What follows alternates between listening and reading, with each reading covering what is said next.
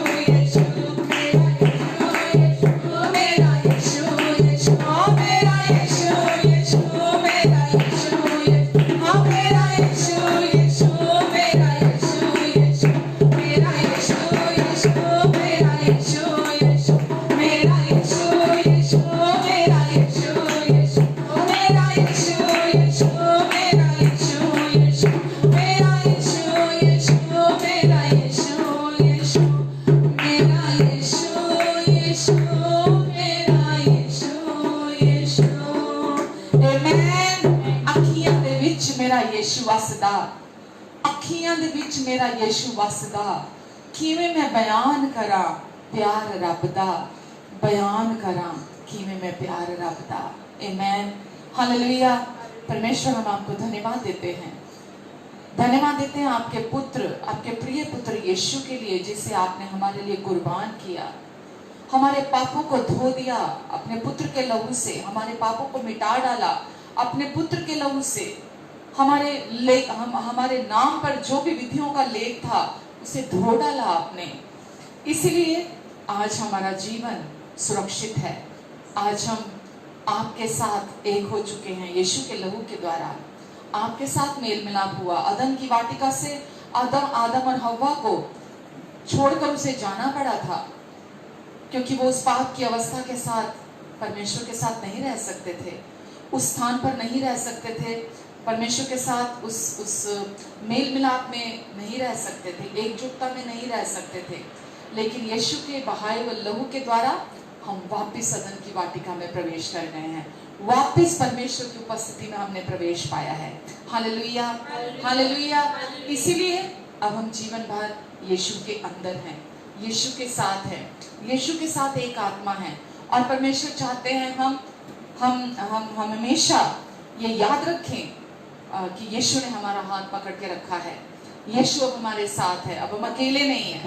यीशु ने प्रॉमिस किया कि मैं तुझे कभी नहीं छोड़ूंगा, कभी नहीं त्यागूंगा, और इस जगत के अंत तक मैं तेरे साथ बना रहूंगा। और अब हम यीशु के साथ बने रहने का हम चुनाव करते हैं कि हाँ यीशु, मैं भी अब आपके साथ चलूंगा, मैं भी अब आपके साथ रहूंगा, क्योंकि आप मेरी जिंदगी हैं, आप मेरे प्रभु हैं, आप मेरे उद्धारकर्ता हैं, आप मेरे छुड़ाने वाले यीशु हैं। आपने मुझे पिता से मिलाया, मुझे पिता के साथ एक कर दिया। और इसीलिए जब मेरे साथ नहीं था यीशु, जब सबने मुझे छोड़ दिया था यीशु, आप मेरे साथ थे यीशु। आमीन, हालेलुया। हमेशा हरदम मैं रहूंगा तुम्हारे संग में यीशु, हमेशा हरदम मैं रहूंगा तुम्हारे संग में यीशु,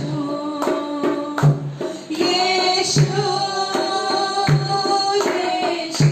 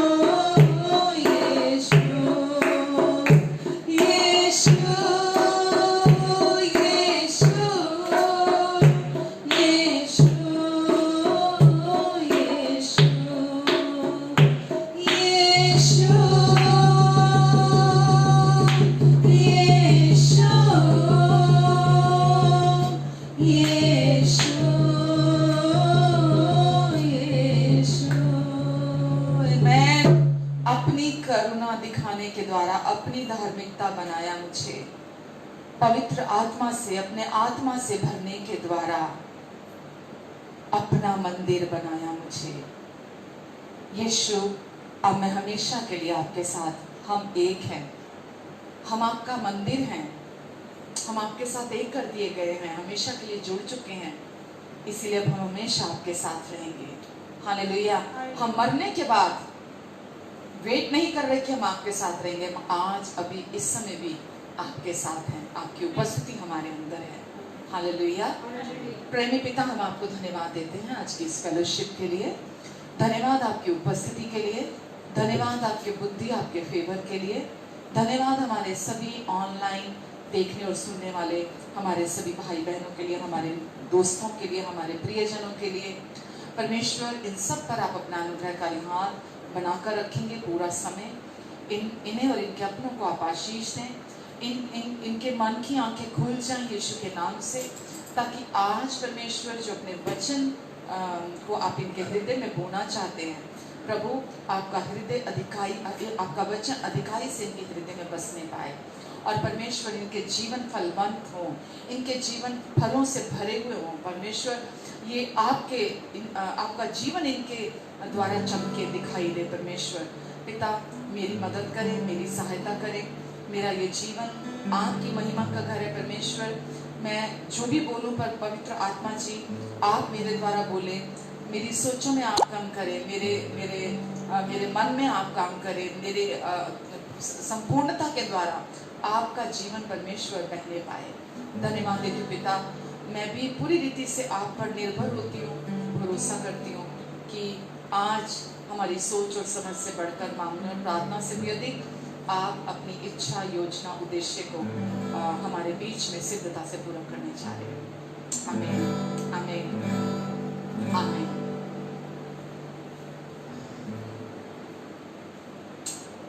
परमेश्वर अच्छे पिता हैं, परमेश्वर अच्छे और भले पिता हैं, हमसे प्यार करने वाले परमेश्वर हैं, परमेश्वर प्रेम है, उनका प्रेम सिद्ध है। और आज क्योंकि परमेश्वर आपसे बहुत प्यार करते हैं, आज फिर से एक बार परमेश्वर ने हमें इकट्ठा किया है, ताकि फिर से हम आज वचन से हम परमेश्वर की सच्चाइयों को जान सके वचन के द्वारा। और यीशु ने जैसा कहा, तुम सच्चाई को जानोगे, सच्चाई तुम्हें आज़ाद करेगी। और आज फिर से हम वचन की सच्चाइयों में से देखेंगे, और आज फिर से जब हम वो सच्चाइयाँ पढ़ेंगे तो हमारी ज़िंदगियों में हम आज़ादी को पाएंगे। तो आप इस समय कोई भी ऑनलाइन जो भी आप परमेश्वर की संतान, आप इस समय मौजूद हैं, परमेश्वर आपसे बहुत प्यार करते हैं। हो सकता है आप पहली बार ऑनलाइन ये सर्विस में हमारे साथ जुड़े हों, पर परमेश्वर आपसे बहुत प्यार करते हैं और वो अपनी बातों को बहुत सरलता से हम तक पहुंचाना चाहते हैं। आप परमेश्वर की प्रिय संतान हैं, आप चाहे इस बात को जानते हैं या नहीं जानते, पर आज मैं यहाँ हूँ आपको बताने के लिए कि आप परमेश्वर की प्रिय संतान हैं, और परमेश्वर आपसे अपने पूरे हृदय से प्यार करते हैं, और परमेश्वर चाहते हैं कि आज आप उनके प्यार में से ग्रहण करें।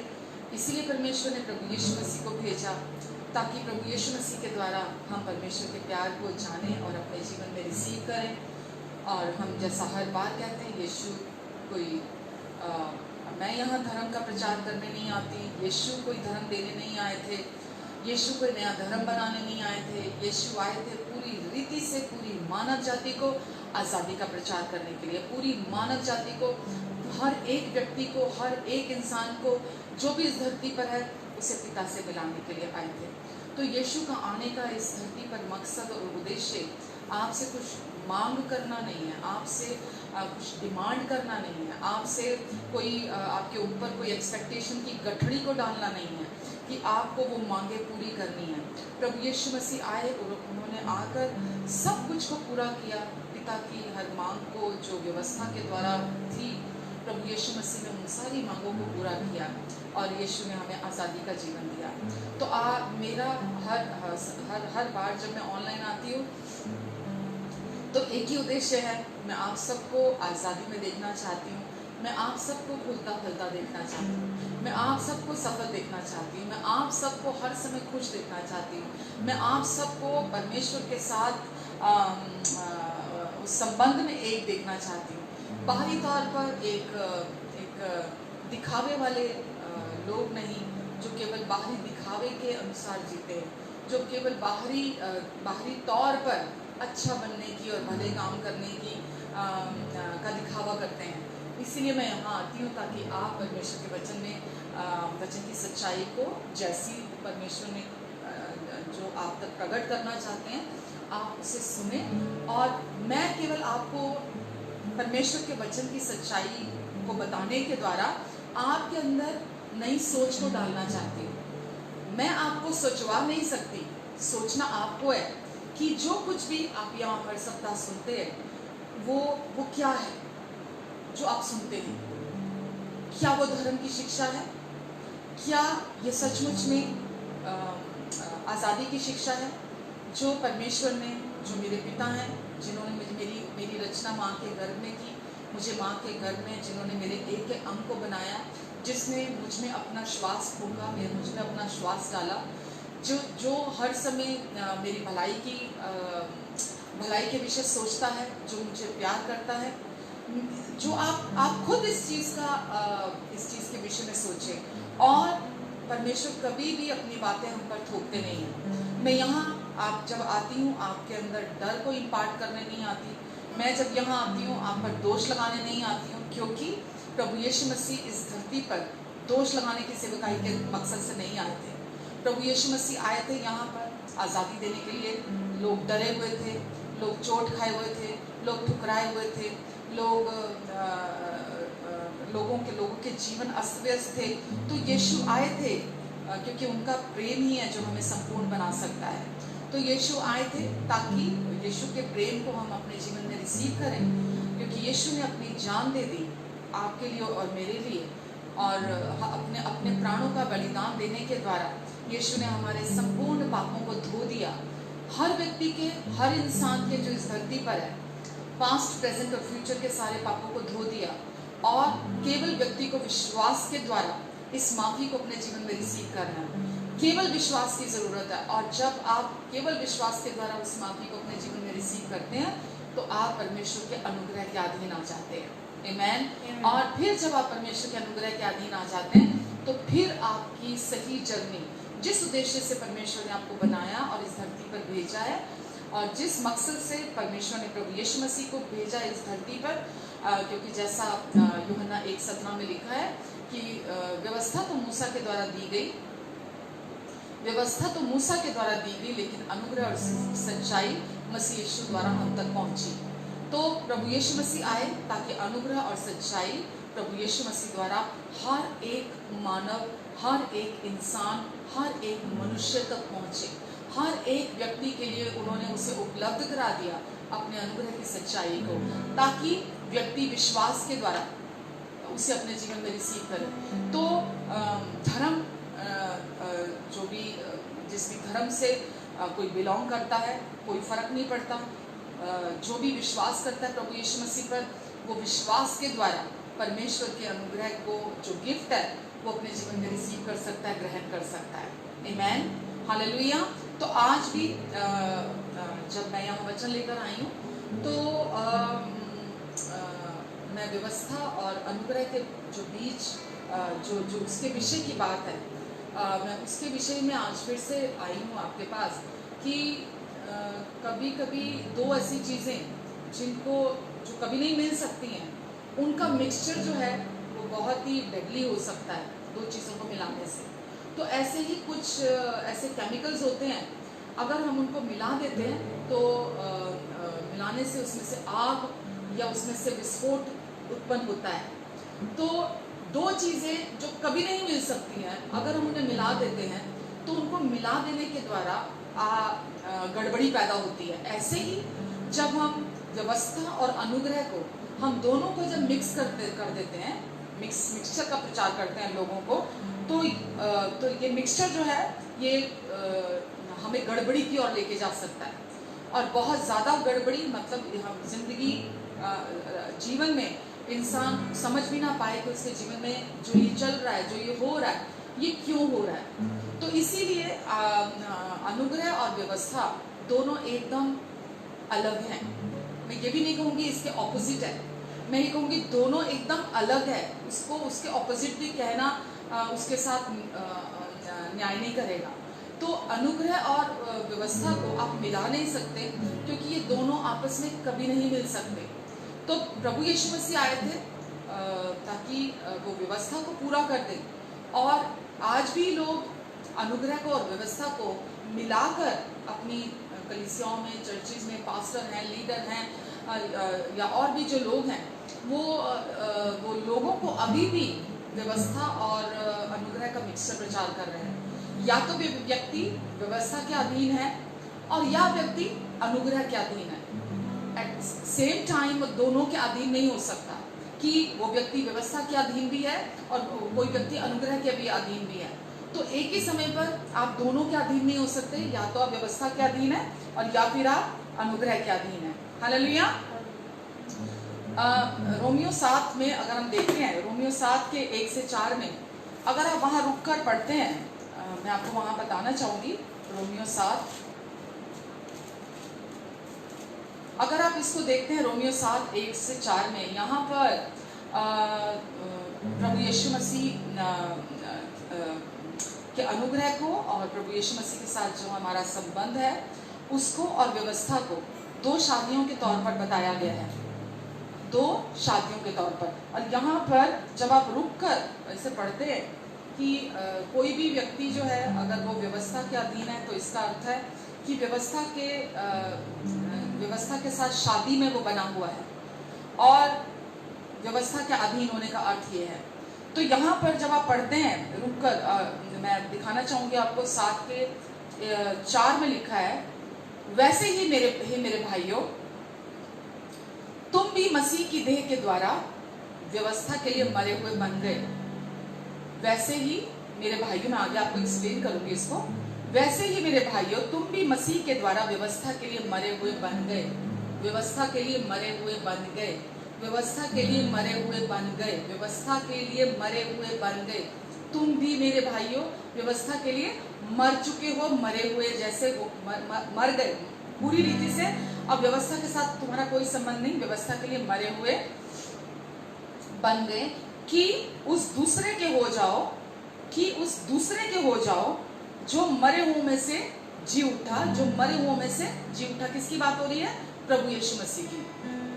ताकि हम परमेश्वर के लिए फल लेकर आए, ताकि हम परमेश्वर के लिए फल लाएं, यानी कि परमेश्वर के लिए जिए। परमेश्वर के लिए फल लाने का अर्थ क्या? ताकि हमारा जो जीवन है परमेश्वर के लिए जीवन हो, परमेश्वर हमारे जीवन से फल उत्पन्न करे। तो इसका अर्थ क्या हुआ? परमेश्वर के लिए फल कोई व्यक्ति तब तक नहीं ला सकता जब तक के लिए वो व्यवस्था के लिए मर ना जाए। जब तक कोई व्यक्ति व्यवस्था के लिए मर नहीं जाता, वो परमेश्वर के लिए फल नहीं ला सकता। तो इसको उल्टा करके मैं पढ़ रही हूँ आपको कि जो आखिर में लिखा है 4 के आखिर में, ताकि हम परमेश्वर के लिए फल, ताकि हम परमेश्वर के लिए फल लाएं। कैसे कोई इंसान परमेश्वर के लिए फल ला सकता है? तब तक नहीं ला सकता जब तक के लिए वो व्यवस्था के लिए मर नहीं जाता। हालेलुया। तो कोई भी व्यक्ति व्यवस्था के लिए मरने के बाद ही परमेश्वर के लिए फल को उत्पन्न करता है। हालेलुया। तो व्यवस्था के अधीन और अनुग्रह के अधीन एक ही समय पर आप दोनों के नीचे नहीं हो सकते। और जैसे मैंने अभी कहा, व्यवस्था के अधीन का अर्थ यह है कि व्यवस्था के साथ उस शादी के रिश्ते में, शादी में बने रहना।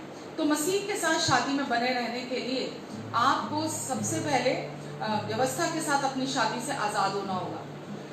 अगर आप चाहते हैं कि आप प्रभु यीशु मसीह के साथ उस संबंध के साथ एक हो जाएं, उनके साथ शादी के संबंध में, तो सबसे पहले आपको व्यवस्था के साथ जो शादी है उससे आज़ादी पानी होगी, उससे आज़ाद होना होगा। यानी तो व्यवस्था को आज़ाद होना होगा। तो ऊपर लिखा है कि किसी को मरना होगा, या तो व्यवस्था को मरना होगा, या उस शादी से छूटने के लिए हमें मरना होगा। तो व्यवस्था को मरना होगा या हमें मरना होगा। तो व्यवस्था तो आज भी जिंदा है, व्यवस्था तो आज भी है, वो आज भी जीवित है। जो विश्वास करते हैं उनके जीवन में वो काम कर रही है। लेकिन मैं अगर आज ये विश्वास करती हूँ, आप अगर ये विश्वास करते हैं कि अब मैं व्यवस्था के लिए मर चुका हूँ, तो अब क्या करते हैं, आप उस पुरानी शादी से छूट जाते हैं। व्यवस्था के अधीन होने का अर्थ क्या है? व्यवस्था के अधीन मतलब व्यवस्था के साथ शादी में रहना। तो जब आप ये विश्वास करते हैं कि अब मैं व्यवस्था के लिए मर गया हूँ ताकि मैं दूसरे का हो जाऊं, तो आप उस शादी का इनकार करके अब आप प्रभु यीशु मसीह के होना स्वीकार करते हैं। तो पहले आप व्यवस्था का इनकार करते हैं। व्यवस्था के लिए इनकार करने का अर्थ क्या है? व्यवस्था के लिए मर जाना। तो वचन में लिखा है, ऊपर से अगर आप पढ़ते हुए आते हैं तो लिखा है कि हम व्यवस्था के लिए, व्यवस्था नहीं मरी, हम व्यवस्था के लिए मर गए। और जब हम व्यवस्था के लिए मरे तो अब हम किसी भी रीति से व्यवस्था पर आधारित जीवन के अधीन अब नहीं है। हम किसी भी तरह की व्यवस्था के अधीन अब, क्योंकि हम व्यवस्था के लिए मर गए। व्यवस्था जो डिमांड करती थी, व्यवस्था की जो रिक्वायरमेंट थी, जो भी बंडल था उसका हमसे गठड़ी थी, हमसे मांग करती थी व्यवस्था कि तू ये मत करना, तू वो मत करना, तू ऐसे मत करना, जो भी वो डिमांड करती थी। अब आप किसी भी प्रकार की व्यवस्था की किसी भी डिमांड के अधीन आप नहीं रहे। व्यवस्था पर आधारित जो भी वचन में आप पढ़ते हैं कि व्यवस्था पर आधारित जो भी बातें हैं, आप जब आप व्यवस्था से छूट गए हैं तो आप उनके अधीन नहीं रहे। आमीन। तो ऐसा क्यों किया परमेश्वर ने? ताकि हम यीशु मसीह के साथ विवाह कर सके, यीशु मसीह के पूरी रीति से हो सके, व्यवस्था से छूटकर, और परमेश्वर के लिए जी सके, यानी कि परमेश्वर हमारे द्वारा अपना जीवन जी सके। आमीन। व्यवस्था और अनुग्रह, जैसा मैंने अभी कहा, दोनों एक दूसरे से एकदम अलग हैं और ये दोनों साथ साथ नहीं चल सकते। क्यों नहीं चल सकते? क्योंकि व्यवस्था विश्वास से नहीं है। विश्वास के द्वारा आप व्यवस्था पर नहीं चलते हैं। व्यवस्था जो लिखी हुई बातें, आप केवल उनको पढ़ते हैं और वो लिखी हुई बातों को आप करने लग जाते हैं। तो व्यवस्था विश्वास से नहीं है। आमीन। व्यवस्था विश्वास से नहीं है, और जो कुछ भी विश्वास से नहीं है, वचन क्या कहता है? वह पाप है। अगर आप इब्रानियों 11:6 पढ़ते हैं तो इब्रानियों 11:6 में क्या लिखा है? बिना विश्वास परमेश्वर को प्रसन्न करना अनहोना है। बिना विश्वास परमेश्वर को प्रसन्न करना अनहोना है। तो व्यवस्था विश्वास से नहीं है। विश्वास और व्यवस्था का कोई रिश्ता नहीं है। अगर आप गलातियों पढ़ेंगे, वहां भी आपको पढ़ने को मिल जाएगा, बहुत जगहों पर पढ़ने को मिल जाएगा कि विश्वास हमने कहां से पाया है? विश्वास हमने प्रभु यीशु मसीह से पाया है। प्रभु यीशु मसीह के आने के बाद विश्वास आया है। तो व्यवस्था जो है वो विश्वास से नहीं है। इसीलिए आज हम जैसा मैंने बोला इब्रानियों 11:6 कि बिना विश्वास व्यवस्था की बात नहीं हो रही। यहाँ व्यवस्था पर व्यवस्था को के कामों को करना नहीं लिखा। वहाँ बिना विश्वास परमेश्वर को आप प्रसन्न नहीं कर सकते। अनहोना है परमेश्वर को प्रसन्न करना, क्योंकि जो भी चीज बिना विश्वास के है वो पाप कहलाती है। ये भी आप पढ़ेंगे तो आपको मिल जाएगा। रोमियो 14:23 में लिखा है कि जो भी चीज विश्वास से नहीं है वो पाप कहलाती है। तो अगर आप, क्योंकि व्यवस्था विश्वास से नहीं है, वो विश्वास के द्वारा नहीं आई है। व्यवस्था जो लिखी गई थी, और अब आप व्यवस्था के अधीन नहीं, व्यवस्था के लिए आप मर चुके हैं। व्यवस्था अभी भी जिंदा है, आप व्यवस्था के लिए मर चुके हैं। तो अब आप व्यवस्था के किसी भी बात के अधीन नहीं है। जो कुछ भी, क्योंकि आप छूट गए उससे। अब एक औरत के अगर 2 पति हों, अब वो दो पति मतलब एक पहला पति हो, और पहला पति बहुत क्रूर है, बहुत डिमांड रखता है, बहुत ज्यादा तंग करता है, परेशान करता है अपनी वाइफ को, और वो वाइफ उस पति इसके साथ खुश नहीं है, क्योंकि वो उसकी डिमांड सुबह से लेकर रात तक खत्म नहीं होती है। उसको वो टिकने नहीं देता, उसको वो बैठने नहीं देता, उसको हर चीज में परफेक्शन चाहिए, उसको हर चीज में एक्यूरेसी चाहिए अपनी वाइफ से। तो वो हर समय डिमांड करता है अपनी वाइफ से। तो अब वो जो वाइफ है, अब वो उस पति से कैसे छूट सकती है? अब वो जब उस पति को तलाक देगी, तलाक देने के बाद वो दूसरे से शादी करती है, और जब वो दूसरे से शादी करती है तो वो पहले वाले से छूट जाती है। तो इसका अर्थ क्या हुआ कि अब वो जो दूसरे से शादी उसने की है, अब वो जो दूसरा पति है उसका, जिसके साथ अब उसकी शादी हुई है, अब वो उसके मुताबिक उस घर में चलेगी। अब वो पुराने वाला पति जो मांग करता था, जो डिमांड करता था, जो कुछ चाहता था, जो कुछ भी वो बोलता था, अब वो इस घर में उसके हिसाब से नहीं चलती है। क्यों? क्योंकि जब उसका तलाक उस पति से हुआ, वो उसकी सारी बातों से, उस तलाक के द्वारा वो पूरी रीति से छूट गई, उसको छुटकारा मिल गया उससे, और अब वो उस नए पति के साथ रहती है। बिल्कुल ऐसी व्यवस्था एक ऐसे पति की तरह थी जो हर समय डिमांड करती थी मनुष्य से हर समय। आज भी जो लोग व्यवस्था का पालन करते हैं वो चैन से बैठ नहीं सकते हैं, क्योंकि व्यवस्था हर समय कहती तू ये मत कर, तू वो मत कर, तू ऐसा मत कर, तू वैसा मत कर, तुझे ऐसा नहीं करना, तू ऐसा नहीं करना। तो व्यवस्था हर समय डिमांड करती थी। अब वो पुराना पति डिमांड करता था पर मदद कुछ नहीं करता था। व्यवस्था भी मांग करती थी, लेकिन व्यवस्था मनुष्य की मदद कभी नहीं करती थी उस चीज को करने के लिए। आमीन। लेकिन जब दूसरे पति से शादी हुई, जब व्यवस्था से वो छूट गई, यानी कि तलाक हुआ, तो पहले पति से, अब जो दूसरा पति है वो इतना अच्छा पति है कि वो डिमांड तो बिल्कुल नहीं करता, मांग बिल्कुल नहीं करता, डिमांड बिल्कुल नहीं करता, बल्कि हर काम में अपनी पत्नी की मदद करता है, पत्नी की सहायता करता है, पत्नी की सेवा करता है, पत्नी के लिए सब कुछ करता है। अपनी पत्नी को खुश देखने के लिए वो अपनी पत्नी के हर आराम का ख्याल रखता है, वो अपनी पत्नी की हर जरूरत को प्रोवाइड कराता है। वो उसको क्या पसंद है, उसको क्या अच्छा लगता है, वो पहले से ही जानता है, वो पहले से, और वो हर समय यही सोचता है कि मैं क्या करूं आज इसके लिए, मैं इसके लिए आज क्या अच्छा करूं कि मैं इसके चेहरे पर खुशी को देखूं। आमीन। तो ये दूसरा पति जो है ये प्रभु यीशु मसीह है। अब प्रभु यीशु मसीह एक तो हमसे कोई डिमांड नहीं करते, किसी तरह की कोई मांग नहीं है नई वाचा के अंदर, न्यू कवेनेंट के अंदर कोई डिमांड नहीं है प्रभु यीशु मसीह की आपसे और मुझसे। वो केवल क्या चाहते हैं कि हम उनकी विश्वास योग्यता पर, हम उनके प्यार पर, हम उनकी भलाइयों पर विश्वास रखें और अपनी एक्सपेक्टेशन जो है सारी की सारी उनसे रखें। हम अगर कोई पति अच्छा है और कोई डिमांड नहीं करता, पत्नी के अंदर कोई डर नहीं होगा, पत्नी के अंदर किसी तरह से कोई शर्मिंदगी नहीं होगी, पत्नी डरी और सहमी हुई नहीं रहेगी। वो पति इतना अच्छा है, वो अपनी हर बात अपने पति से शेयर करेगी, अपने दिल की हर बात अपने पति को बताएगी, कुछ भी उसे चाहिए वो बेझिझक अपने पति को बताएगी। कुछ भी वो सोच रही है, अच्छा बुरा गलत कुछ भी वो सोच रही है, वो अपने पति के साथ शेयर करेगी। तो क्यों? क्योंकि वहां डर नहीं है, वहां कोई डिमांड नहीं है, वहां पति किसी तरह से भी क्रूर नहीं है, गुस्सैल नहीं है, कुछ उस पर चिल्लाता नहीं है कि उसे क्या करना है। वो वहां जो पति है वो बहुत सभ्य है, बहुत धीरजवंत है, बहुत सहनशील है, बहुत प्यार करने वाला पति है। आमीन। तो बिल्कुल ऐसा ही हम ऐसा करते हैं, हम जब व्यवस्था को और अनुग्रह को हम मिक्स कर देते हैं। अब आप सोचिए, दो विवाहों में हम चल रहे होते हैं। अगर हम व्यवस्था का और अनुग्रह का दोनों का प्रचार करते हैं लोगों को, तो हम दो शादियों में चल रहे होते हैं। जैसे होता है ना द्विविवाहित कोई भी पुरुष हो या स्त्री हो, तो दो शादियों वाला व्यक्ति, तो हम लोगों को दो शादियों में रखते हैं कि मूसा के साथ भी और प्रभु यीशु मसीह के साथ भी। व्यवस्था मूसा के द्वारा दी गई, लेकिन अनुग्रह और सच्चाई प्रभु यीशु मसीह द्वारा हम तक पहुंची। तो हमें लोगों को परमेश्वर ने रखा है कि हम लोगों को अनुग्रह जो प्रभु यीशु मसीह द्वारा हम तक पहुंची, अनुग्रह की सच्चाई, हम लोगों को उस अनुग्रह की सच्चाई के बारे में बताएं। आमीन। हालेलुया।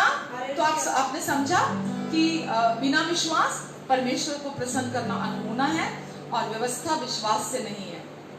और अगर आप व्यवस्था और अनुग्रह का प्रचार कर रहे हैं तो आप विश्वास में नहीं चल रहे हैं, और अगर आप विश्वास में नहीं चल रहे हैं तो वचन कहता है जो भी चीज विश्वास से नहीं है वो पाप कहलाती है। तो इसका अर्थ क्या है? व्यवस्था के अधीन पाप आप पर प्रभुता करता है, व्यवस्था के अधीन पाप पर प्रभु बना रहता है, आप पाप की गुलामी में बने रहते हैं, आपको पता भी नहीं चलता, लेकिन पाप की दास्ता में, उसके बंधन में आप बने रहते हैं। लेकिन जब आप पूरी रीति से व्यवस्था से छूटकर आप उस नए के बन जाते हैं, क्योंकि परमेश्वर ने आपके लिए व्यवस्था से आपको छुटकारा देकर आपको पूरी रीति से उस नए में शामिल कर दिया है। तो अब हमें उस नए को, उस सच्चाई को स्वीकार करना है कि अब हमारा जीवन व्यवस्था में नहीं बल्कि प्रभु यीशु मसीह में है। तो अनुग्रह के अधीन जीवन जीने का अर्थ क्या है? व्यवस्था के अधीन जीवन जीने का अर्थ क्या है? कि आप व्यवस्था की मांगों को पूरा करते रहते हैं। और अनुग्रह के अधीन जीवन जीने का अर्थ क्या है? कि आप प्रभु यीशु मसीह जो अब आपके अंदर रहते हैं, आपके दिल में रहते हैं, आपके भीतर रहते हैं, अब आप उनके चलाए से जीवन जीते हैं। प्रभु यीशु मसीह जैसा आपको गाइड करते हैं, जैसा लीड करते हैं, अब आप अनुग्रह के अधीन यीशु के द्वारा अपना जीवन जीते हैं। आमेन। यीशु मसीह पर विश्वास करने के द्वारा। और बिना विश्वास परमेश्वर को प्रसन्न करना अनहोना है। इसलिए हम परमेश्वर के अनुग्रह के लिए परमेश्वर को धन्यवाद देते हैं। आमेन। दाऊद जो पुराने नियम में था, उसने सोचा कि व्यवस्था के द्वारा जीवन जीने के द्वारा व्यवस्था के द्वारा वो जीवन को पा सकता है। और व्यवस्था जो कि मूसा के द्वारा हम जानते दी गई, इजराइलियों को दी गई थी, मूसा उसका प्रतिनिधि था। तो दाऊद ऐसा सोचता था कि शायद व्यवस्था के द्वारा वो जीवन को पालेगा। वैसे ही आने वाले समयों में आगे आकर पौलुस ने भी यही सोचा कि वो भी व्यवस्था का पालन करने के द्वारा वो जीवन को पालेगा, विश्वास प्रभु यीशु मसीह पर विश्वास करने से पहले। क्योंकि वो व्यवस्था के अधीन पैदा हुआ था और वो यहूदी भी था, और उसने भी दाऊद के समान सोचा कि व्यवस्था का पालन करने के द्वारा वो जीवन को पालेगा। लेकिन फिर उसने ये जाना कि जो आज्ञा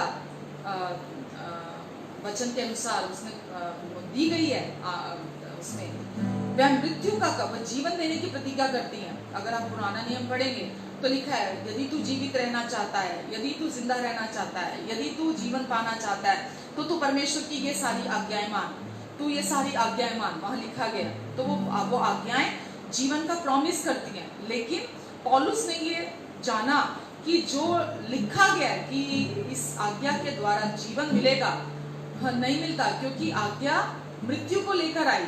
उसने लिखा है, मैं आपको बस आयत पढ़ के बताना चाहूंगी। रोमियो 7:10 में लिखा है,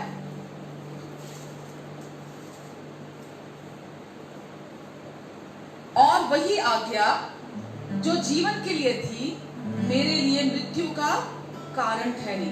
तो जो प्रॉमिस करती थी आज्ञा कि आपको जीवन मिलेगा, पर वो क्या लिखा उसने? वो मेरे लिए, पौलुस ने लिखा, मृत्यु का कारण ठहरी। तो व्यवस्था के द्वारा जीवन नहीं मिलता। उसने क्या पाया? व्यवस्था को का पालन करने के द्वारा मृत्यु आती है, मृत्यु प्राप्त करता व्यक्ति। ऐसे ही उसने लिखा रोमियो 5:20 में अगर हम देखते हैं, उसने यहाँ ये पाया कि व्यवस्था पाप से बाहर आने के लिए उसके जीवन में कोई मदद नहीं कर सकती। व्यवस्था पाप से बाहर आने के लिए उसके जीवन में कोई मदद नहीं कर सकती, क्योंकि व्यवस्था के द्वारा पाप और अपराध और बढ़ता है और फैलता है। रोमियो 5:20 में लिखा है, व्यवस्था बीच में आ गई कि अपराध बहुत हो। व्यवस्था बीच में आ गई कि अपराध बहुत हो। तो व्यवस्था के द्वारा पाप कम नहीं होता। पाप के जीवन से आप बाहर नहीं आते व्यवस्था का पालन करने के द्वारा, बल्कि व्यवस्था का पालन करने के द्वारा पाप और बढ़ता है, अपराध और। तो ये पौलुस ने अपने जीवन में ये इन चीजों को जाना। अब और आज चर्चिस, कलीसियाएं बिल्कुल इसके उलट पता नहीं कैसे प्रचार कर रही हैं, पता नहीं कैसे इसके उलट ही जा रही हैं। चर्चिस, कलीसियां जो जहां कहीं भी प्रचार हो रहे हैं, बहुत सारी जगहों पर लोग इसके उलट ही प्रचार कर रहे हैं। ये जो धार्मिक समाज है, इस धार्मिक समाज ने अन्य जातियों को भी ये प्रचार किया कि अगर आपको जीवन चाहिए, अगर आपको धार्मिकता चाहिए, तो आपको व्यवस्था का पालन करने की जरूरत है। तो ये प्रभु यीशु मसीह का प्रचार नहीं है। ये सब धार्मिक समाज के द्वारा, जो समाज धार्मिक समाज ही कहूँगी मैं, जो लोग धर्म का पालन करते हैं, जो लोग धर्म को मानते हैं, जो लोग क्रिश्चियन धर्म के हिसाब से चलते हैं, वो लोग ही अन्य जातियों को अपनी तरफ ये प्रलोभित करते हैं, रिझाते हैं इस बंधन देने वाली। जब लोग ऐसी कलीसियाओं में जाते हैं, जब लोग ऐसी चर्चिज में जाते हैं, अन्य जाति लोग भी, तो वो और ज्यादा बंधनों में फंस जाते हैं। इतने पहले बंधनों में नहीं होते लेकिन बाद में और ज्यादा बंधनों में वो फंस जाते हैं और लोग उनको ये बोलते हैं जी जीवन और धार्मिकता आपको आप आओ, आपको जीवन और धार्मिकता मिलेगी, जो कि बिल्कुल व्यवस्था सक्षम नहीं है। व्यवस्था किसी भी व्यक्ति को ना तो जीवन और ना धार्मिकता दे सकती है। व्यवस्था का पालन करने के द्वारा कोई भी व्यक्ति धर्मी नहीं हो सकता परमेश्वर की ओर से, आमीन, क्योंकि व्यवस्था असमर्थ है उसे देने के लिए। 10 आज्ञाएं उस व्यवस्था का हिस्सा है जिसमें 603 और आज्ञाएं, नियम और विधियां भी शामिल हैं। तो केवल आप 10 आज्ञाओं को लेकर अपने घर में उसकी पट्टी लटका कर नहीं रख सकते कि ये 10 आज्ञाएं, अपने बच्चों को भी दिन रात रटाएं कि ये 10 आज्ञाएं हैं जी, ये 10 आज्ञाओं का व्यवस्था के अनुसार जो दी गई थी मूसा के द्वारा, आपको इसका पालन करना है। स्कूल्स में भी जो क्रिश्चियन स्कूल्स है वहां पर भी 10 आज्ञाओं पर बहुत जोर डाला जाता है कि आपको इन 10 आज्ञाओं का पालन करना है। तो केवल वो 10 आज्ञाएं नहीं है, टोटल 613 आज्ञाएं हैं। तो आप ये नहीं कह सकते कि मैं केवल इन 10 आज्ञाओं का पालन करूंगा, बाकी की जो 603 है उनका पालन नहीं मैं करूंगा। तो आपके लिए आपको 613 है तो 613 का पालन करने की जरूरत है आपको। आप एक का भी इनकार नहीं कर सकते। अगर आप व्यवस्था के अधीन बने रहना चाहते हैं, अगर आप व्यवस्था का पालन करना चाहते हैं, तो आपको 613 की 613 आज्ञाओं को, नियमों को, विधियों को मानना पड़ेगा, क्योंकि व्यवस्था यही डिमांड करती है। व्यवस्था यही, ये गठड़ी जो है व्यवस्था की 613 आज्ञाओं की, यह हमारे ऊपर है कि हमें इन सब का पालन करने की जरूरत है। तो आप और मैं, आज व्यवस्था के अधीन, हम तो अन्य जाति हैं, हम कभी भी व्यवस्था के अधीन नहीं थे क्योंकि हम अन्य जाति हैं। यीशु मसीह आए थे यहूदी लोगों को, जूइश लोगों को जो व्यवस्था के अधीन थे, उन्हें छुड़ाने के लिए आए थे यीशु। अन्य जाति कभी भी व्यवस्था के अधीन नहीं थे, या प्रभु यीशु मसीह यहूदियों को, जो जूइश लोग थे, उनको व्यवस्था से छुड़ाने के बाद उन अन्य जातियों को व्यवस्था में प्रवेश कराने के लिए नहीं आए थे। आप समझ रहे हैं मैं क्या कह रही हूँ? प्रभु यीशु मसीह आए थे, यहूदी लोग, जूइश लोग जो थे वो व्यवस्था के अधीन थे, अन्य जाति व्यवस्था के अधीन नहीं थी। अन्य जाति कोई भी व्यवस्था के अधीन नहीं था। प्रभु यीशु मसीह आए ताकि यहूदी लोगों को व्यवस्था के अधीनता से छुड़ा ले, ना कि इसलिए कि अन्य जातियों को व्यवस्था में प्रवेश करा दे, जो कि आज बड़े जोर शोर से, बहुत ही, क्या बोलूं मैं, ऐसे प्रचार किया जाता है लोगों को, अन्य जातियों को, कि जैसे कि वो व्यवस्था के अधीन है। बड़ी शेखी बखारते हुए लीडर्स, पास्टर्स बड़ी शेखी बखारते हुए पत्थर मारते हैं व्यवस्था के लोगों को, और व्यवस्था का प्रचार ये सोचते हुए करते हैं कि अगर हम व्यवस्था का प्रचार करेंगे लोगों को तो वो पाप नहीं करेंगे, वो पाप से बाहर आ जाएंगे और उनका जीवन जो है वो बदल जाएगा। और वो ये सोचते हैं केवल एक ही चीज़ है जिसकी आवश्यकता है लोगों को, केवल एक ही चीज़ है उनके जीवन में पाप को घटाने के लिए, व्यवस्था। उनको, और वो ये सोचते हैं वो जो कर रहे हैं वो सही कर रहे हैं, केवल एक ही चीज़ के द्वारा वो सोचते हैं पाप इनके जीवन में, हम जितना व्यवस्था का प्रचार करेंगे उनके जीवन में पाप घटेगा। पर व्यवस्था बीच में आ गई कि अपराध बहुत हो, व्यवस्था बीच में आ गई ताकि अपराध बहुत हो। तो जितना आप व्यवस्था का प्रचार करेंगे उतना अधिक लोग और पाप में जाएंगे। हालेलुया। जितना अधिक आप लोगों को व्यवस्था के बारे में बोलेंगे, जैसा मैंने अभी कहा कि अन्य जाति कभी भी व्यवस्था के अधीन नहीं थी, अन्य जाति कभी भी व्यवस्था के अधीन नहीं थी। इफिसियो आप मेरे साथ निकालें, इफिसियो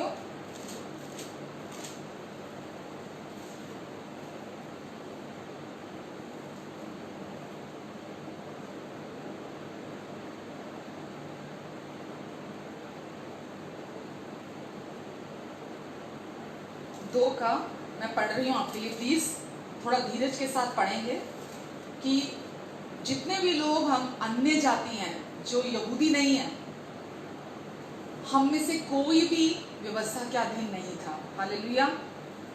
जो लोग भी व्यवस्था के पहले थे, पुरानी व्यवस्था, पुराने वाचा से पहले, या जो लोग पुरानी वाचा के दौरान हुए, या जो अभी नई वाचा के अधीन हैं, अनुग्रह की नई वाचा के अधीन, सब जितने भी हैं सब विश्वास के द्वारा धर्मी ठहराए गए। सब लोग विश्वास के द्वारा धर्मी ठहराए गए। पुरानी वाचा से पहले, पुरानी वाचा के दौरान, नई वाचा के दौरान, और अभी जो हम अनुग्रह में चले नई वाचा के दौरान, हर व्यक्ति विश्वास के द्वारा धर्मी ठहराया गया है। आमेन, हालेलुया। परमेश्वर के पास हमेशा एक ही रास्ता होता है पूरी अपने हर बच्चे के लिए। परमेश्वर के पास सिर्फ एक ही रास्ता है उन तक आने का। बहुत लोग बोलते हैं नहीं, परमेश्वर एक है, उसके पास आने के रास्ते अनेक हैं। परमेश्वर एक है, उसके करीब जाने के रास्ते अलग अलग हैं। परमेश्वर के पास हमेशा एक ही मार्ग होता है अपने सभी संतानों के लिए, एक ही रास्ता होता है, चाहे वो कोई भी मनुष्य हो, किसी भी दुनिया के कोने से हो। तो हम पढ़ते हैं इफिसियों 2:11 में, इस कारण स्मरण करो तुम जो शारीरिक रीति से अन्य जाति हो। इसलिए स्मरण करो तुम जो शारीरिक रीति से अन्य जाति हो, तुम लोग उस समय मसीह से अलग और इज़राइल की प्रजा के पद से अलग किए हुए, और इज़राइल की प्रजा के पद से अलग किए हुए, और प्रतिज्ञा की वाचा के भागी नहीं थे, प्रतिज्ञा की वाचा के भागी नहीं थे, और आशा की और जगत में ईश्वर रहित थे। इस जगत में हमारे लिए कहा जा रहा है, अन्य जातियों के लिए कहा जा रहा है, तुम इस जगत में ईश्वर रहित थे। पर अब मसीह यीशु में तुम जो पहले दूर थे, मसीह के लहू के द्वारा निकट हो गए हो। आमेन। पहले हम जो दूर थे, परमेश्वर की प्रतिज्ञाओं के भागी नहीं थे, इस जगत में ईश्वर रहित थे, हम आशाहीन थे, हम अब प्रभु यीशु मसीह के द्वारा, उनके लहू के द्वारा अब हम निकट हो गए हैं, परमेश्वर के निकट आ गए, करीब आ गए हैं, और उन प्रतिज्ञाओं के बारे से आज हम, आमेन, क्योंकि वही हमारा मेल है, क्योंकि प्रभु यीशु मसीह हमारा मेल है। व्यवस्था हमारा मेल नहीं है परमेश्वर के साथ, व्यवस्था के द्वारा हमारा मेल नहीं हुआ परमेश्वर के साथ, क्योंकि प्रभु यीशु मसीह वही हमारा मेल है, जिसने दोनों को एक कर लिया, जिसने दोनों को, यानी कि यहूदी और अन्य जाति, दो ही तरह के लोग हैं इस दुनिया में, या तो यहूदी हैं और या अन्य जाति हैं। तीसरे तरह के लोग नहीं है दुनिया के अंदर, दो ही तरह के, या तो यहूदी हैं या अन्य जाति हैं। तो क्या लिखा है? क्योंकि वही हमारा मेल है, जिसने दोनों को एक कर लिया और अलग करने वाली दीवार को जो बीच में थी ढा दिया, और अलग करने वाली दीवार को जो बीच में थी प्रभु यीशु मसीह ने उसे ढा दिया, जो हमें अलग करती थी यहूदियों से। अब हम एक हो चुके हैं। आगे सुनिए, और अपने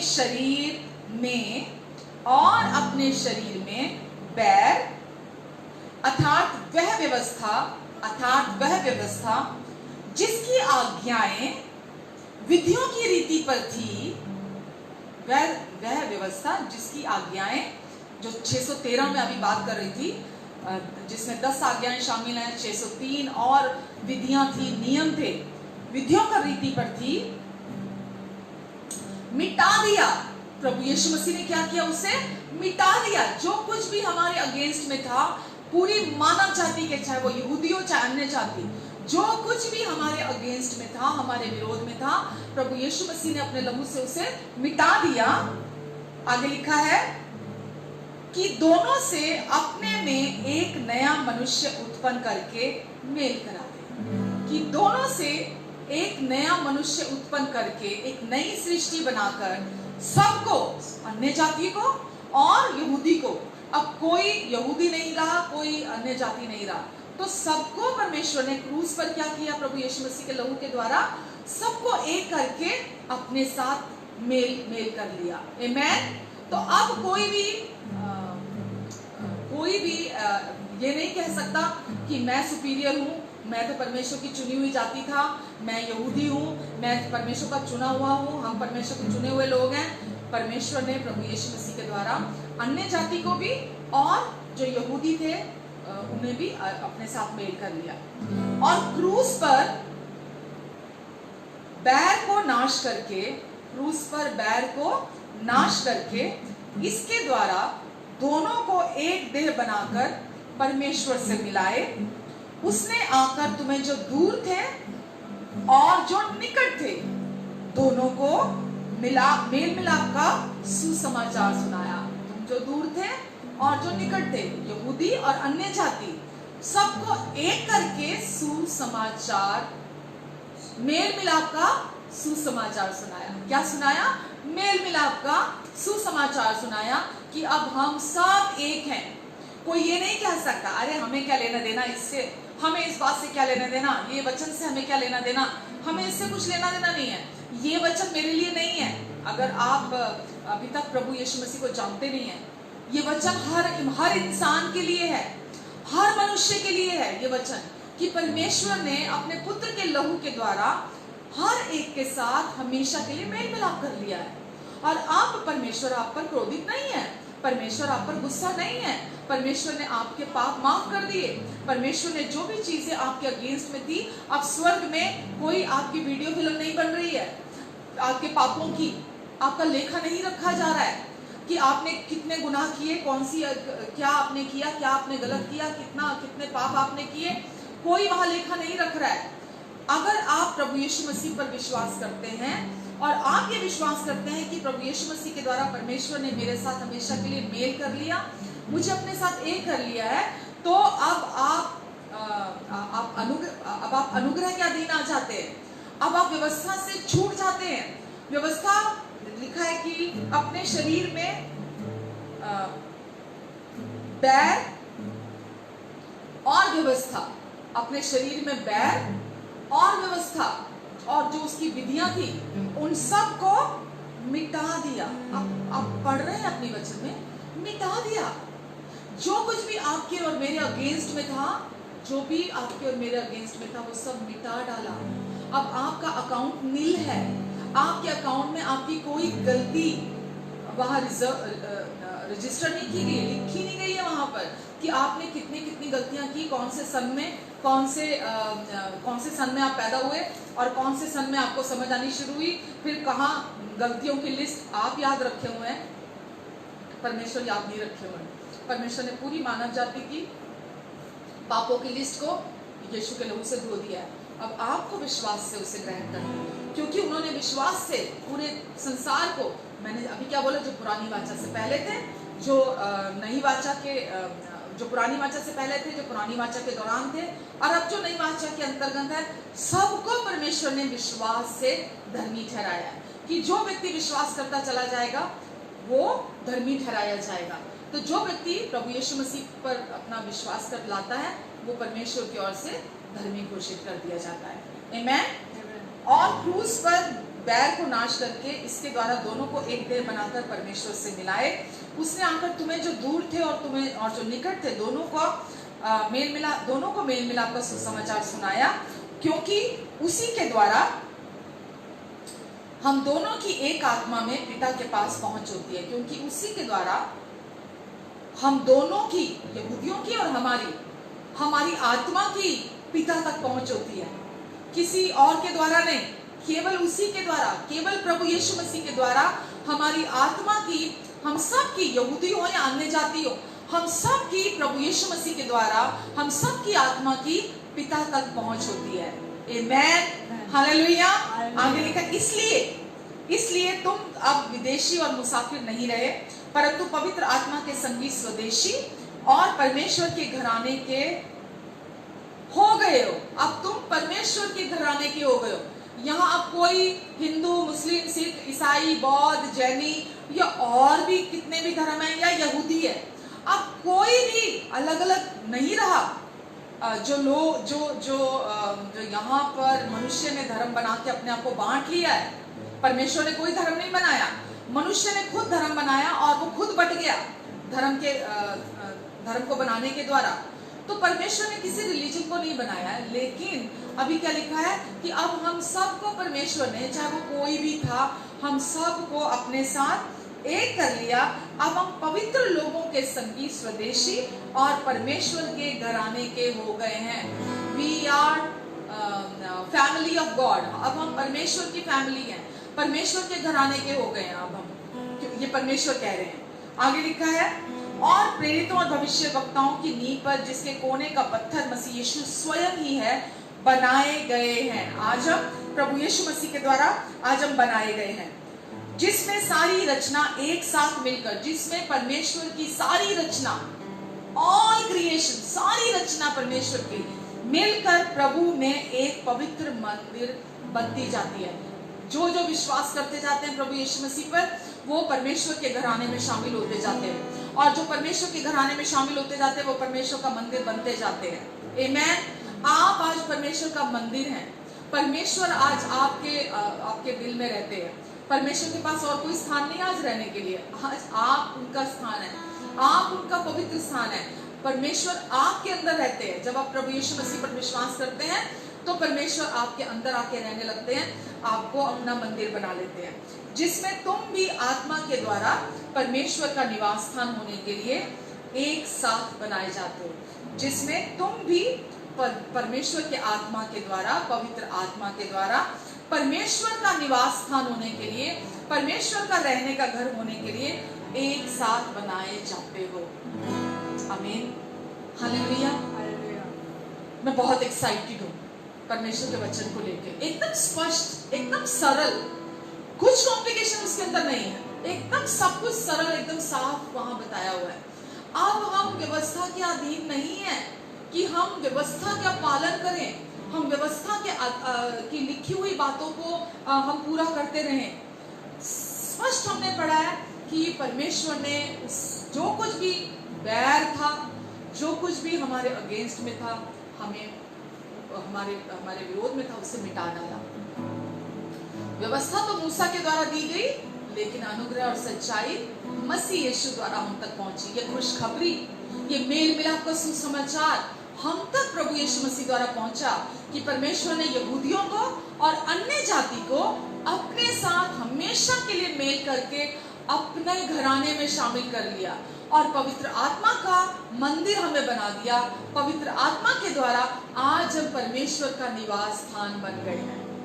आमेन, हालेलुया, हालेलुया। तो आज आप किसके अधीन हैं? अनुग्रह के अधीन या व्यवस्था के अधीन? क्योंकि आप एक के नीचे हो सकते हैं, आप दोनों को मिला नहीं सकते। अगर आप दोनों को मिलाएंगे तो ये डेडली है आपके जीवन में, आपके जीवन में ये पॉइजनस है, आपके जीवन में ये घातक है, आपके जीवन में ये मिक्सचर गड़बड़ियों को पैदा करेगा। आपके जीवन में आप अपनी कोशिशों के अनुसार जीते रहेंगे। आप सब कुछ, आप मिनिस्ट्री करेंगे तो अपनी कोशिशों से करेंगे, आप अपने परिवार का पालन करेंगे तो अपनी कोशिशों से करेंगे। आप सोचेंगे कि बाहरी तौर पर मैं सेवा परमेश्वर की जो कर रहा हूँ, तो आज मैं मिनिस्टर हूँ, आज मैं बहुत काम कर रहा हूँ परमेश्वर के लिए। जो अभी हमने रोमियो 7 में भी पढ़ा शुरुआत में कि हम व्यवस्था से छूट गए ताकि हम परमेश्वर के लिए फल लेकर आए। तो व्यवस्था से छूटे, परमेश्वर के लिए फल लेकर आए का क्या अर्थ है? ये परमेश्वर का काम है हमारे जीवन में फल को उत्पन्न करना। मिनिस्ट्री भी, सेवकाई भी, ये फल है। आप अपनी दौड़ धूप कर रहे हैं, यहाँ भाग रहे हैं, वहां भाग रहे हैं, ये काम कर रहे हैं, वो काम कर रहे हैं, और आप सोच रहे हैं परमेश्वर को खुश कर रहे हैं। आप परमेश्वर को खुश नहीं कर सकते अपने शरीर के कामों के द्वारा। आप परमेश्वर के साथ रिश्ता नहीं बना सकते अपने शरीर के कामों के द्वारा। तो आप परमेश्वर के साथ रिश्ता बनाते हैं, आप परमेश्वर के लिए फल उत्पन्न करते हैं। कैसे? अनुग्रह के अधीन आने के द्वारा।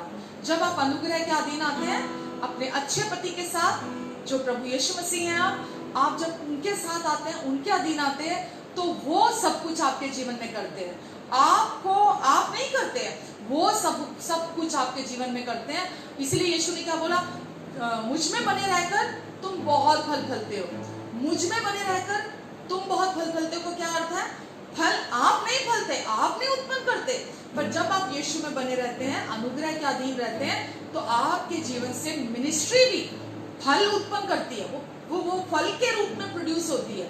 आप किसी को दिखाने के लिए, किसी को खुश करने के लिए, किसी को रिझाने के लिए, किसी को आकर्षित करने के लिए, किसी का इस्तेमाल करने के लिए, किसी का बेवकूफ बनाने के लिए आप कुछ भी नहीं करते हैं। आप अब जानते हैं कि अब आप परमेश्वर का मंदिर है, परमेश्वर का निवास स्थान है। परमेश्वर ने आपको अपने पुत्र के द्वारा अपने साथ मिलाप कर लिया, एक कर लिया अपने मेल मिलाप के सुसमाचार के द्वारा। अब आपकी हर जरूरत परमेश्वर पूरी करेंगे। मुझे कोई मतलब नहीं, मुझे मतलब इस बात से कोई फर्क नहीं पड़ता आज आपकी जरूरत शायद कोई सोच भी नहीं सकता वो कैसे पूरी होगी, इतनी बड़ी आपकी जरूरत है। परमेश्वर सामर्थ्य योग्य है आपकी हर जरूरत को पूरा करने के लिए, क्योंकि अब आप परमेश्वर के घराने से हो, अब आप परमेश्वर से बिलोंग करते हैं। आमेन। अब आप परमेश्वर की संतान हैं, अब आप परमेश्वर से बिलोंग करते हैं, अब वो आपके प्रेमी पिता हैं और आपके बच्चे उनसे बिलोंग करते हैं, आपकी शादी उनसे बिलोंग करती है, आपकी फाइनेंशियल जरूरत उनसे बिलोंग करती है, आपकी हेल्थ उनसे बिलोंग करती है। जो कुछ भी आपके जीवन से जुड़ा हुआ है वो आपसे बिलोंग नहीं करता, वो परमेश्वर से बिलोंग करता है। और अब जब आप जानते हैं कि आप कोई बोझ आप पर नहीं है, वो जो गठरी रिक्वायरमेंट्स की थी, अब आप उस पुराने पति के अधीन नहीं है जो केवल डिमांड करता था, अब आप उससे छूट गए हैं हमेशा के लिए। अब आप व्यवस्था के लिए मर गए हैं, आप मर गए हैं व्यवस्था के लिए, ताकि आप परमेश्वर के लिए फल लेकर आए, परमेश्वर के लिए जिए।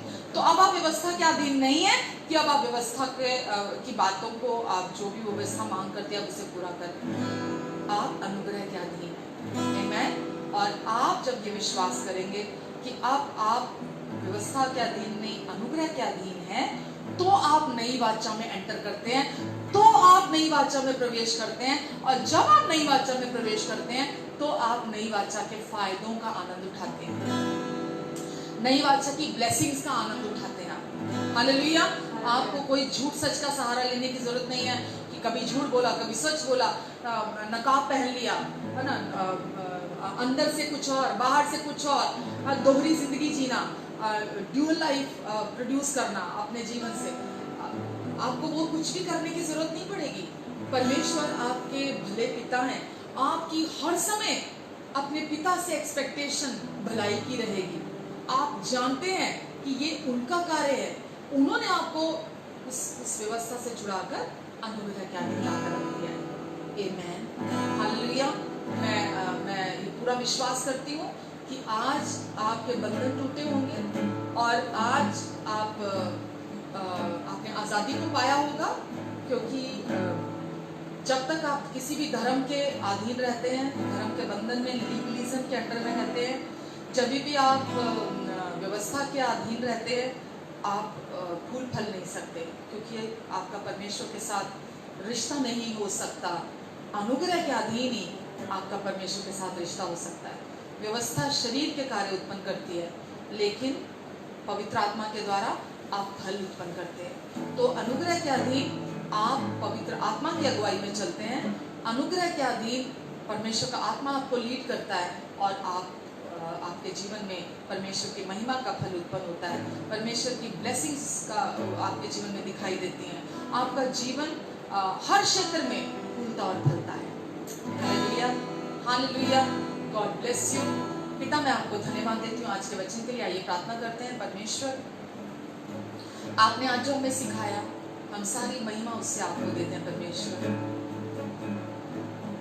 आपने हमें व्यवस्था के लिए पूरी रीति से आपने कहा तुम मर गए हो, हमारा पुराना मनुष्य मर गया है, हमें आपने अब नया मनुष्य बनाकर खड़ा किया है, नई सृष्टि बनाकर, नई वाचा देकर, नए प्रॉमिसेस को देकर, सब कुछ उत्तम देकर आपने हमें खड़ा किया है।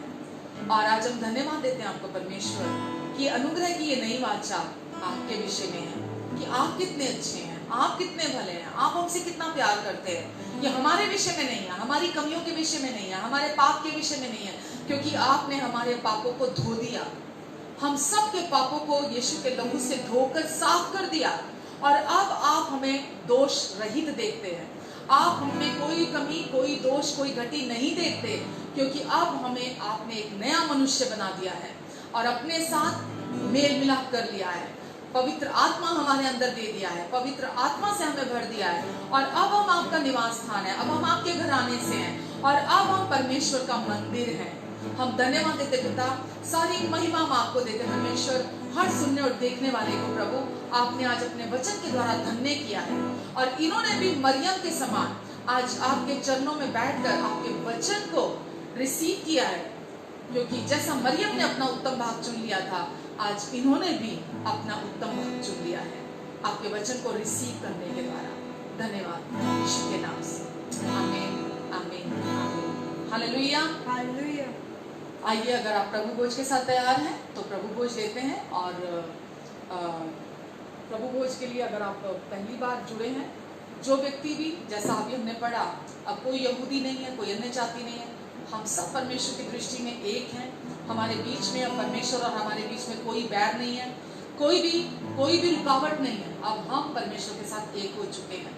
अगर आप विश्वास करते हैं कि प्रभु यीशु मसीह के लहू के द्वारा परमेश्वर ने आपके साथ मेल मिलाप कर लिया है, अगर आप ये विश्वास करते हैं कि अब आप परमेश्वर के साथ एक हैं और अब आप यीशु मसीह पर विश्वास करने के द्वारा परमेश्वर की धार्मिकता है, परमेश्वर आपके प्रेमी पिता हैं, आप प्रभु भोज में हमारे साथ शामिल हो सकते हैं। आप कोई भी ब्रेड, कोई भी रोटी ले सकते हैं। हम बुधवार को अपनी मीटिंग में भी प्रभु भोज लेते हैं, संडे को भी लेते हैं। और आप अगर हमारे साथ प्रभु भोज लेना चाहते हैं तो आप बुधवार को भी और रविवार को भी आप हमारे साथ प्रभु भोज में शामिल हो सकते हैं। तो आप कोई भी ब्रेड ले सकते हैं, कोई भी रोटी ले सकते हैं। प्रभु यीशु मसीह ने जिस रात हमारे पापों के लिए वो क्रूस पर जाने वाले थे, अपने चेलों को बुलाया और उन्होंने रोटी ली यीशु ने और तोड़ी और कहा, ये मेरी देह है जो तुम्हारे लिए तोड़ी जाती है। यीशु ने अपनी देह हमारे लिए तोड़वाई, अपनी सिद्ध और पवित्र देह, ताकि हमें अपने साथ एक कर ले, हम यीशु के साथ एक हो जाएं। और इस समय आप और यीशु एक हैं, आप और यीशु के हमेशा के लिए मिल चुके हैं, जुड़ चुके हैं, आप उनके साथ एक हैं। आमीन। और यीशु ने अपनी देह तोड़वाई ताकि हमें संपूर्ण बना दे, और आज हम यीशु के साथ संपूर्ण हैं, कंप्लीट हैं हम प्रभु यीशु मसीह में। आइए हम प्रभु की देह में से खाते हैं। उसी रीति से प्रभु ने ये नई वाचा का प्याला लिया और कहा, ये प्याला मेरा नई वाचा का लहू है जो तुम्हारे पापों की क्षमा के लिए बहाया जाता है, और मेरे क्रूस की मृत्यु को स्मरण करते हुए सदा ऐसा किया करना। तो प्रभु यीशु मसीह ने अपना लहू बहाया नई वाचा का, ताकि आपके और मेरे, हम सबके, चाहे वो यहूदी है, चाहे वो अन्य जाति है, चाहे वो कोई भी व्यक्ति है, हम सब के पाप पूरी तरह से धुल जाए। और यीशु ने अपने लहू के द्वारा हमारे पापों को धो दिया, और अब हम उस पुरानी वाचा के अधीन नहीं है जो डिमांड करती थी। अब हम अनुग्रह की नई वाचा के अधीन है जो सप्लाई देती है, हर चीज की सप्लाई देती है हमें। और परमेश्वर का जीवन, परमेश्वर की धार्मिकता, परमेश्वर की ब्लेसिंग्स, परमेश्वर की शांति, परमेश्वर की चंगाई, परमेश्वर सब कुछ की सप्लाई देती है। नई वाचा सप्लाई के विषय में है, कोई डिमांड नहीं, मतलब कोई डिमांड नहीं, एक भी डिमांड हमसे नहीं है। आमीन। केवल विश्वास, नई वाचा केवल विश्वास करना मांगती है। आमीन। तो विश्वास करें कि यीशु ने ये सब कुछ आपके लिए पूरा कर दिया, और हम जब इसे विश्वास से पीते हैं, बीमारी के कोई भी लक्षण हो आपके शरीर में, वो झूठ है, वो शैतान का झूठ है। दर्द, कमजोरी, पीड़ा, बीमारी सब शैतान का झूठ है। जब आप यीशु के लहू में से पीते हैं, वहां वो झूठे लक्षण बने नहीं रहेंगे, वो वहां से चले जाएंगे। कमजोरी के हो, बुढ़ापे के हो जो समय से पहले आ जाता है, या कोई रोग और बीमारी के हो, या मृत्यु के लक्षण हो, वो सब वहां से चले जाएंगे। हालेलुया। आइए हम विश्वास के साथ धर्मी ठहरे हैं, और आज हम धर्मी हैं। धर्मी के विरुद्ध शैतान का कोई हथियार सफल नहीं होगा। आमीन। आइए इस प्याले में से पीते हैं।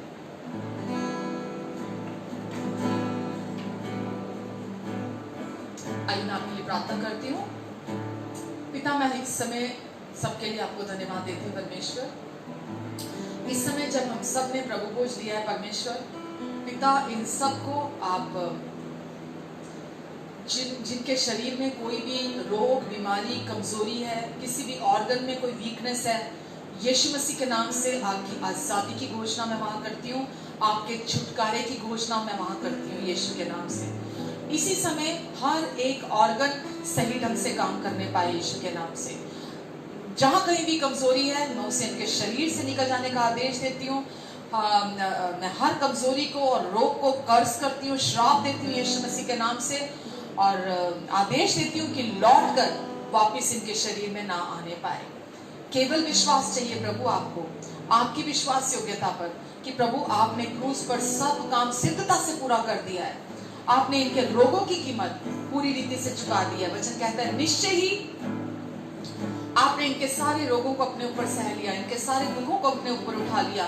इनके अपराधों के लिए आप घायल हुए, इनके अधर्म के कामों के लिए आप कुचले गए, इनकी शांति के लिए आपने ताड़ना सही, ताकि यीशु आपके कोड़े खाने से ये चंगे हो जाएं। इस समय मैं चंगाई की घोषणा करती हूँ, मैं छुटकारे की घोषणा करती हूँ और धन्यवाद देती हूँ यीशु कि आपके अनुग्रह की सप्लाई इन्हें भर रही है, इन्हें भरपूर कर रही है। इनकी हर जरूरत को इनके सोचने समझने से बढ़कर मांगने और प्रार्थना से भी अधिक सिद्धता से पूरा कर रही है।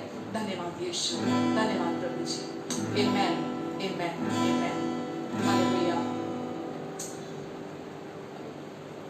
प्रभु का धन्यवाद देती हूँ मैं आज के वचन के लिए। And God bless you. मैं बहुत खुश हूँ, मैं बहुत आनंदित हूँ कि परमेश्वर ने आज इस वचन के द्वारा हमसे बातें की, और हमारे बंधन जो थे, जो धर्म के द्वारा आते हैं, जो झूठ के द्वारा आते हैं, वो टूटे हैं। तो अब जब हम आज के लिए रुखसत होते हैं तो हम प्रार्थना करते हैं। मैं आपके सबके लिए प्रार्थना करना चाहूँगी, और प्रभु आप सबकी इस पूरे आने वाले सप्ताह में आपकी मदद और सहायता करेंगे। प्रेमी परमेश्वर, मैं इन सब के जीवन के लिए आपको धन्यवाद देती हूँ। प्रभु आप इन सब पर अपना अनुग्रहकारी हाथ बनाकर रखेंगे, इन्हें और इनके अपनों को अपने पंखों की आड़ के नीचे, पैरों के नीचे छिपाकर रखेंगे। ये जहाँ कहीं भी जाएंगे, पवित्र आत्मा आप इनके साथ हैं। ये अब आपका निवास स्थान है, अब ये आपका मंदिर है, अब आपका आत्मा इनके अंदर रहता है। ये अकेले नहीं, ये अकेले नहीं है, आप इनके साथ हैं। इसीलिए कोई भी दुख इनके डेरे के निकट नहीं आएगा। कोई भी रोग, महारोग, कोई बीमारी, महामारी, कोई भी दुष्ट की चाल इनके विरुद्ध सफल नहीं होगी। इनके निकट 1000 दाहिने 10,000 गिरे, लेकिन वो दुष्ट इनके पास आने नहीं पाएगा, और ये अपनी दृष्टि से दुष्टों के अंत को देखेंगे। परमेश्वर आप इन्हें अपने पंखों के आड़ के नीचे, पैरों के नीचे छिपा कर रखेंगे, और इनकी हर जरूरत को अपनी महिमा के उस धन से जो मसीह यीशु में आप पूरा करेंगे, अपनी महिमा के उस धन से पूरा करेंगे। और आपके अनुग्रह से इनके पास हर समय सब कुछ की, यहाँ तक कि भलाई करने के लिए भी बहुतायत रहेगी। परमेश्वर आपकी महिमा इनके द्वारा प्रकट हो, आपकी रोशनी इनके द्वारा चमके, आपका प्रेम इनके द्वारा महके, दूसरे लोग भी आजादी को इनके द्वारा पाएं। और परमेश्वर इन्हें आपने अपने मेल मिलाप का सुसमाचार दिया है, मेल मिलाप का आत्मा दिया है, कि जहां भी रहेंगे परमेश्वर ये मेल कराने वाले होंगे, ये शांति के राजदूत हैं। ये जहां भी जाएंगे इनके द्वारा शांति दूसरों के जीवन में भी आएगी। आपने कहा मेरे लोग शांति के स्थानों में निश्चित बने रहेंगे और विश्राम के स्थानों में सुख से रहेंगे। परमेश्वर ये वचन इनके ऊपर मैं घोषणा करती हूँ प्रभु, ये जहां कहीं भी होंगे प्रभु, आप आपकी शांति और आपके विश्राम में बने रहेंगे। धन्यवाद परमेश्वर, धन्यवाद देवी पिता, इन सब की मदद करें। और जितने भी हमारे पड़ोसी हैं, जितने भी हमारे देश के लोग हैं, इन सब पर भी आप अपना अनुग्रहकारी हाथ बनाकर रखेंगे। और जिनका उद्धार नहीं हुआ, आप उन सब का भी उद्धार कराएंगे। पूरी हमारे सरकार को भी आप अपने अनुग्रहकारी हाथों के नीचे बनाकर रखेंगे। और हर एक मिनिस्टर को परमेश्वर का आप अपने अनुग्रह से उद्धार कराएंगे, सबकी मदद और सहायता करेंगे यीशु के नाम से। आमीन, आमीन, आमीन, हालेलुया। प्रभु आप सबको बहुत आशीष दे। God bless you. एंड अगर आपको इस वचन से आशीष मिली है तो आप इस वचन को दूसरों के साथ जरूर शेयर करें, जरूर बांटें, ताकि परमेश्वर के बिना मिलावट के वचन के द्वारा वो आजादी को पाएं और यीशु के साथ, यीशु की अगुवाई में चले। जैसा यीशु चलाना चाहते हैं वैसा हर व्यक्ति इस धरती पर जिए। यीशु आए थे ताकि हर व्यक्ति परमेश्वर के जीवन को पाले। तो हर व्यक्ति का अधिकार है परमेश्वर का जीवन पाना। तो आप इस वचन को अभी फेसबुक पे आप दूसरों के साथ शेयर कर सकते हैं, और दूसरों की लाइफ में आप ब्लेसिंग का कारण बन सकते हैं। Thank you and love you all. God bless you. प्रभु आप सबको बहुत आशीष दे, और ये सप्ताह आपके जीवन में बहुत सारे सरप्राइजेस को लेकर आए। बहुत सारी नई चीजें आपके साथ हों, और जब आपके साथ हों तो आप हमारे साथ बांट सकते हैं।